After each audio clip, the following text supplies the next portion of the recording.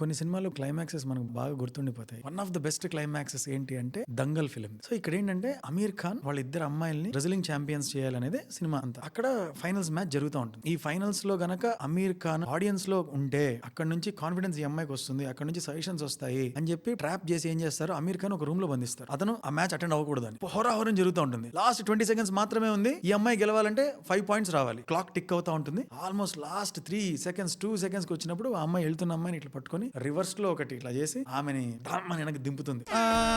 అని మోగుతుంది siren. Time అయిపోయిందని గెలిచింది. కానీ ఈ విషయం అమీర్ ఖాన్ కి తెలియాలి. ఇప్పుడు బ్రిలియన్స్ ఏంటి, అక్కడ కామెంటరీ ఓకే మన ఆనవాయితీ ప్రకారంగా ఎవరైతే గోల్డ్ గెలుస్తారో వాళ్ళ యొక్క రాష్ట్రీయ గీతం ప్లే చేస్తారు అని అంటారు. అమీర్ ఖాన్ అక్కడ ఏం చేయాలో అర్థం కాక కూర్చొని ఉంటాడు. ఇక్కడ గోల్డ్ మెడల్ వేయటము అవన్నీ జరుగుతుంటాయి ప్రిసీడింగ్స్ బయట. సడన్ గా మెల్లగా స్టార్ట్ అవుతుంది. స్టార్ట్ అవుతూ ఉంది.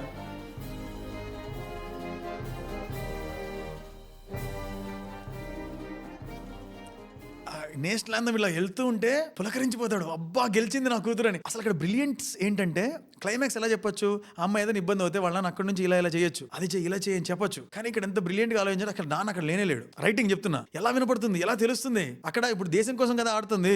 నిజంగా ఒక నేషనల్ యాంథమ్ తోనే ఆ విషయం తెలిస్తే కూతురు గెలిచింది అని. ఒకటి నేషనల్ యాంథమ్ ఇండియా గెలిచింది అని, రెండు కూతురు ద్వారా గెలిచింది. ఈ రెండు ఆల్రెడీ ఒక స్పోర్ట్స్ మెన్ కి తెలిస్తే ఎలా ఉండాలి. అన్ని ఎమోషన్స్ ఒక చోటికి తీసుకొని వచ్చి ఆయన పక్కకి తీసుకెళ్లి ఇక్కడ ఉత్కంఠభరితంగా కామన్వెల్త్ గేమ్స్ ఫైనల్స్ నడిపి ఆ విషయాన్ని కేవలం ఒక ఆడియో ద్వారా పోస్ట్ చేసి జస్ట్ ఇట్లా అంటాడు అంతే. Goose bumps. అసలు ఏమంటావు, ఎలా ఉంది సీను?